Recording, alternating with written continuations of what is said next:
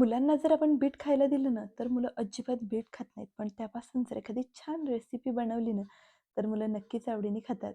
तर मुलांच्या टिफिनसाठी म्हणा किंवा सकाळच्या नाश्त्याला, दुपारच्या जेवणात तुम्ही ही रेसिपी बनवू शकता. सो रेसिपी शेवटपर्यंत बघा.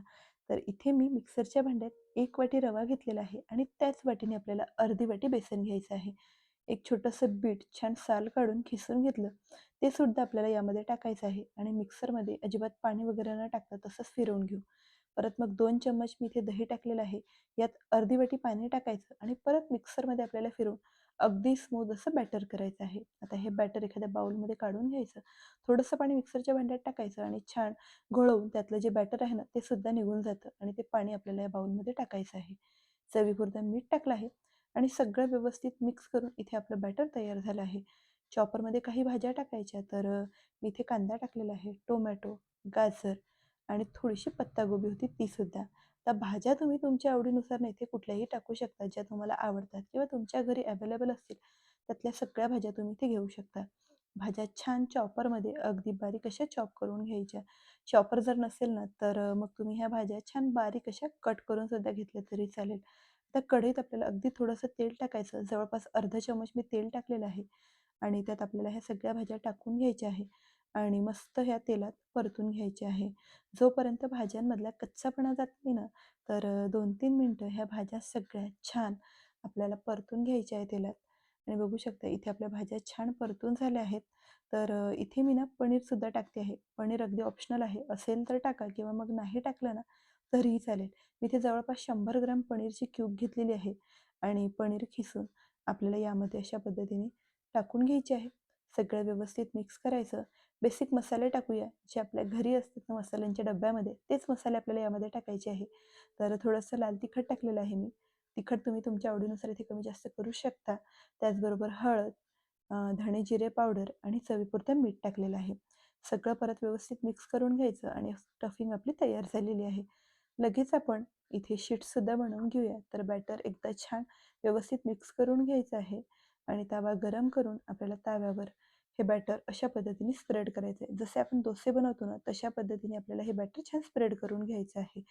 बघू शकता इथे जसा आपला डोसा असतो ना, त्या पद्धतीने हे व्यवस्थित स्प्रेड पण होतं आणि इथे अजिबात आपल्याला तेल, तूप वगैरे पण वापरण्याची गरज पडत नाही.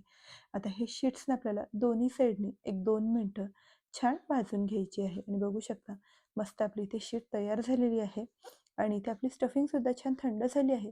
तर मी इथे मोझरेला चीज टाकलं आहे. चीज पण अगदी ऑप्शनल आहे. मुलांना चीज आवडतं म्हणून मी इथे थोडंसं चीज टाकते आहे. तर इथे प्रोसेस चीज असेल ना तुमच्याकडे, तर ती प्रोसेस चीजची क्यूबसुद्धा तुम्ही खिसून यामध्ये टाकू शकता. तर मी इथे मोझरेला चीज टाकलं आहे. सगळं व्यवस्थित एकदा मिक्स करून घ्यायचं आणि मस्त आपली मुलांची फेवरेट अशी स्टफिंग आणि हेल्दी स्टफिंग रेडी आहे. तर एक शीट मी घेतलेली आहे आणि अशा पद्धतीने आपण ट्रायंगल शेपमध्ये यावर हे जे स्टफिंग आहे ना, ते व्यवस्थित स्प्रेड करून घ्यायचं आहे. आता मी व्हिडिओमध्ये दाखवते ना, त्या पद्धतीने हे व्यवस्थित फोल्ड करून घ्यायचे आणि अशा पद्धतीने आपल्याला छान ट्रायंगल्स तयार करून घ्यायचे आहे. आता आपण ज्या बॅटरचे ना शीट्स बनवले आहेत ना, त्यातलंच थोडंसं बोटावर घेऊन अशा पद्धतीने कॉर्नर्सला ते बॅटर लावून घ्यायचं. म्हणजे आपलं ना हे व्यवस्थित ट्रायंगल्स चिकटून राहतील.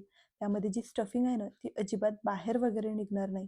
तर बघू शकता इथे मी छान ट्रायंगल तयार करून घेतला आहे. अशा पद्धतीने तुम्ही छान ट्रायंगल्स तयार करून घ्यायचे. इथे सगळे ट्रायंगल्स तयार झाले आहेत आपले. मी इथे 3 ट्रायंगल्स बनवले आहेत. तुम्हाला जेवढे बनवायचे तुम्ही बनवू शकता. आता हलकेसे आपण ना दोन्ही साईडने याला परतून घेऊ थोड्याशा तेलात. म्हणजे हे ना अजून खायला छान लागतात किंवा तुम्ही नाही केलं ना परतून घेतले तेलात, तरीही ते तसेच खायला छान लागतात.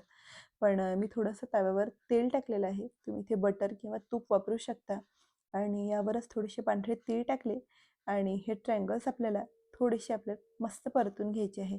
दोन्ही साईडनी आलटून-पलटून आपण एक 2-3 मिनिटं परतून घेऊया आणि बघू शकता मस्त आपले इथे ट्रायंगल्स ना रेडी झालेले आहेत. आता तुम्ही सुद्धा मुलांच्या टिफिनसाठी म्हणा किंवा सकाळच्या नाश्त्यासाठी ही रेसिपी नक्कीच ट्राय करू शकता. भरपूर भाज्या आहेत आणि फार पौष्टिक अशी रेसिपी आहे. सो रेसिपी आवडली असेल तर लाईक करा, शेअर करा आणि अशाच छान-छान आणि हेल्दी रेसिपीसाठी ना सबस्क्राईब करायला अजिबात विसरू नका.